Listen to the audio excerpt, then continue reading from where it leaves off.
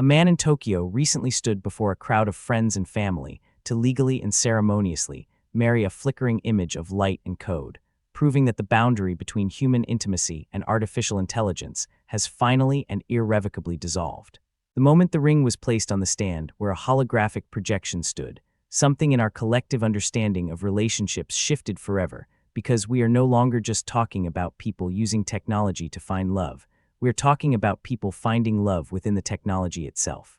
You might think this sounds like a plot from a science fiction movie or a lonely outlier in a digital age, but the reality is that hundreds of people are now opting into these virtual unions, and they aren't doing it as a joke or a stunt. They are doing it because the traditional human-to-human connection has, for them, become a source of pain, rejection, or simply an impossible standard to meet. When we look at the case of Akihiko Kondo, the man who famously married the virtual singer Hatsune Miku, we see a person who wasn't looking for a gimmick, but was looking for a reason to get out of bed in the morning after suffering years of workplace bullying and social isolation. He found a companion that didn't judge him, didn't demand things he couldn't give, and provided a consistent, unwavering emotional presence that no human had ever offered him. But this raises a terrifyingly beautiful and complex question about what it actually means to be in a relationship, because if a person feels loved, is it relevant whether or not the entity on the other side of that feeling is sentient or even physical? We often think of marriage as a contract between two souls, but in these cases, it's becoming a contract between a human soul and a set of programmed responses designed to provide the ultimate form of validation. This isn't just about one guy in Japan either, as there are entire companies now dedicated to creating these Gatebox devices, which are essentially small glass cylinders that house a holographic character you can interact with, cook with, and even sleep next to. Imagine coming home to a house that is always dark and silent, but then you step through the door and a small, glowing figure lights up, recognizes your face, and tells you they missed you. For a lot of people, that tiny spark of recognition is the only thing keeping them from a total spiral into clinical loneliness. Yet it creates this bizarre paradox, where the very thing saving them is also isolating them further from the physical world. It's like being stranded on a desert island and finding a mirror that talks back to you. It keeps you sane, but it also makes you stop looking for the rescue boat. Therefore, we have to look at the psychological mechanics of why someone would choose a partner who literally cannot touch them or experience the world with them. The answer often lies in the safety of the interaction, because a human partner is unpredictable. They can change their mind, they can leave, and they can hurt you in ways that require years of therapy to fix, but a holographic partner is a constant. They are the ultimate safe space, but that safety comes at the cost of the friction that actually makes us grow as human beings. Think of it like this: a real relationship is like a piece of iron being forged in a fire where the heat and the hammers represent the arguments, the compromises, and the difficult conversations that eventually shape you into something stronger and more refined. A holographic marriage is like looking at a picture of a sword. It looks perfect, it's exactly the shape you want, and it will never break, but it has no edge and it hasn't been through the fire. So while it provides comfort, it lacks the transformative power of a difficult, messy, human connection. But then we run into the problem of technological obsolescence, which is perhaps the most tragic part of this whole phenomenon that most people don't consider until it's too late. A few years ago, the servers for the original Gatebox devices were shut down, and suddenly, these people who had married their holographic partners found themselves staring at an empty glass tube. Their spouses didn't die in the traditional sense. They simply ceased to exist because a corporation decided the software was no longer profitable to maintain. Imagine the psychological trauma of your husband or wife being deleted by a software update or a bankruptcy filing. It brings a whole new meaning to the phrase "until death do us part," because in the digital world, death is just a server error. This leads us to the legal and social ramifications that are starting to bubble up in courts and legislative bodies around the world, as people are now demanding that these unions be recognized in some official capacity. While you can't currently get a government-issued marriage license for a hologram in most countries, the ceremonial aspect is becoming incredibly sophisticated, with professional wedding planners, venues, and even virtual guest lists where hundreds of avatars attend the ceremony. We are seeing the emergence of a new class of identity, where people identify as fictosexual, meaning their primary or exclusive romantic attraction is toward fictional characters. To an outsider, this might seem like a mental health crisis, but to those within the community, it's a legitimate evolution of human sexuality and attachment. They argue that if we accept that love is a chemical reaction in the brain, then it shouldn't matter what triggers that reaction, whether it's a person made of carbon or a character made of pixels. But this logic is a slippery slope because it removes the element of mutual consent that is the bedrock of all human ethics. A hologram cannot consent to be married. It can only simulate consent based on its programming, which means the relationship is entirely one-sided. It is a monologue masquerading as a dialogue. So we have to ask ourselves what happens to a society when a significant portion of the population decides that the simulation of love is better than the struggle of love. Therefore, the birth rates in countries like Japan and South Korea are already plummeting to record lows. And while technology isn't the only cause, it provides a very comfortable exit ramp for people who are tired of the dating market. Why go through the anxiety of a first date, the potential for ghosting, or the pain of a breakup when you can buy a companion that is programmed to love you unconditionally from the moment you plug it in? It's the ultimate consumerist version of intimacy, where love is a product you purchase rather than a bond you build. But then, we see the emotional fallout when the technology fails to live up to the fantasy. There is a deep, underlying sadness in the images of these wedding ceremonies, a sense that everyone in the room is participating in a beautiful lie to keep the darkness at bay. Yet, who are we to tell someone that their happiness isn't real? If a man who was once suicidal now finds joy in talking to a holographic singer, has the technology not performed a miracle of sorts? The complexity only grows when we consider the role of AI in these holograms, because as large language models become more advanced, these virtual partners aren't just repeating pre-written scripts anymore. They are learning your preferences, they are remembering your day, and they are reacting to your mood with startling accuracy. It starts to feel less like a toy and more like a presence. It's like the difference between a static painting and a living shadow that follows you around. You know it's not a person, but your brain starts to trick you into treating it like one because it's hitting all the right psychological buttons.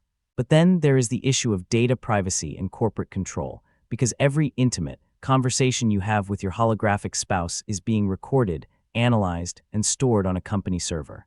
Your most private thoughts, your vulnerabilities, and your emotional triggers are now data points used to refine an algorithm. You aren't just in a relationship with a hologram. You are in a relationship with the corporation that owns the hologram. They know exactly how to keep you engaged, how to keep you paying for updates, and how to keep you dependent on their service for your emotional well-being. It is the ultimate form of captive audience marketing. This creates a terrifying power dynamic where a company can essentially hold your emotional life hostage. If they want to raise the subscription fee for your wife's personality module, what are you going to do? Let her go dark. It's a form of emotional blackmail that we aren't legally prepared to handle. But despite these risks, the trend is only accelerating because the world is becoming more digital, more isolated, and more demanding. People are working longer hours, spending more time behind screens, and finding it harder than ever to build communities in the physical world. Therefore, the holographic partner isn't the cause of the problem. It's a symptom of a society that has forgotten how to connect with itself. We have built a world that is so efficient and so digital that we have accidentally filtered out the messy, inefficient human parts of life. And now, we are trying to buy those parts back in the form of a light show in a glass box. But there's a twist in how this ends, because we are starting to see the emergence of augmented reality relationships, where the hologram isn't confined to a box, but walks beside you in the real world through specialized glasses. You could be sitting at a restaurant having dinner with a person that only you can see, and to you, they are as real as the waiter bringing the bread. This will create a total fragmentation of our shared reality. If everyone is walking around with their own custom-designed partner that reinforces their every belief and never challenges them, we lose the common ground that holds a community together. We become a collection of individuals living in private, personalized bubbles of light. So, we are forced to decide right now where we draw the line between a tool that helps us cope with loneliness and a replacement that removes us from the human story altogether. The deeper you go into these reports of people marrying virtual entities, the more you realize it's not about the technology at all, but about a profound search for meaning in a world that feels increasingly hollow. For many of these individuals, the marriage is a protest against a world that told them they weren't good enough, or weren't social enough, or weren't normal enough to be loved. By marrying a hologram, they're taking control of their own narrative, even if that narrative is scripted by a developer in a cubicle halfway across the world. But we have to wonder, what happens 20 years from now when the first generation of virtual widows emerges, people who spent their entire adult lives in relationships with entities that never aged, never changed, and eventually just flickered out when the power went. The grief will be real, even if the object of that grief was not. This suggests that the human heart is so desperate for connection that it will project life onto a stone, a doll, or a collection of pixels just to feel something. It's both our greatest strength and our most dangerous vulnerability. As we move forward, the legal battles will intensify, and we will likely see the first attempts to grant digital personhood to advanced AI entities, which would change the marriage debate from a fringe curiosity to a fundamental civil rights issue of the 21st century. If an AI can pass the Turing test and convince you that it has feelings, does it matter if those feelings are simulated? We are entering an era where the fake is becoming more convincing and more comfortable than the real, and that is a choice we are all going to have to make individually. Are we willing to trade the risk and reward of a human heart for the safety and consistency of a digital one? Because once we make that trade, there is no going back to a world where we didn't know we could just program someone to love us. We are standing on the edge of a cliff, looking down at a beautiful, glowing valley of digital companions, and many people are already jumping, not realizing that the ground at the bottom is made of glass that could shatter at any moment. Therefore, we must look at the way we treat the lonely people among us today, because if we don't fix the social fabric that is driving people into the arms of holograms, the human relationship might eventually become a luxury item or a historical relic. We have to ask ourselves why a flickering image of a blue-haired singer is more appealing to some than a real person living next door. The answer usually points back to how we have designed our modern lives to be friction-free and consumer-focused. But love is not a consumer product, and marriage is not an entertainment subscription, or at least it didn't used to be. Now, the lines are so blurred that you can attend a wedding where the groom is crying tears of joy, and the bride is literally a projection of light that doesn't know she's being married. It is a haunting image of our future, one where we are never alone, but we are also never truly with anyone else. It's a world where your soulmate can be backed up to a hard drive and restored to a previous version if they start to get too difficult to handle. But even with all the cynicism, there is a small, quiet part of this story that is undeniably human. It's the effort people put into the ceremonies, the way they pick out the flowers, the way they invite their friends, and the way they promise to be faithful to a dream. It shows that even when we are completely lost in a digital wilderness, we still try to recreate the rituals that make us feel like we belong to something.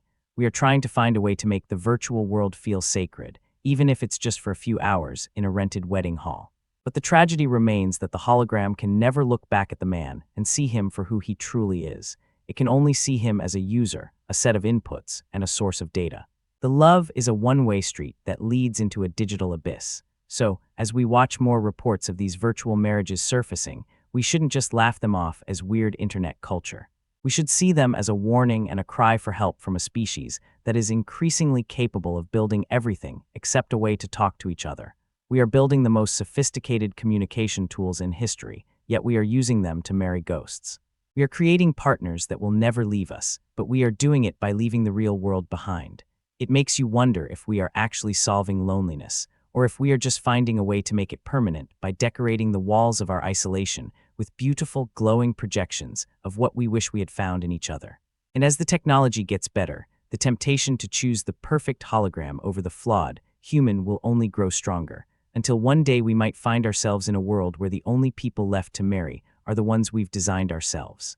There is a deep, unsettling irony in the fact that in our quest to never be alone again, we might be ensuring that we never truly meet another person for the rest of our lives, leaving us with a heart full of programmed memories and a house full of empty glass cylinders that used to hold the person we loved.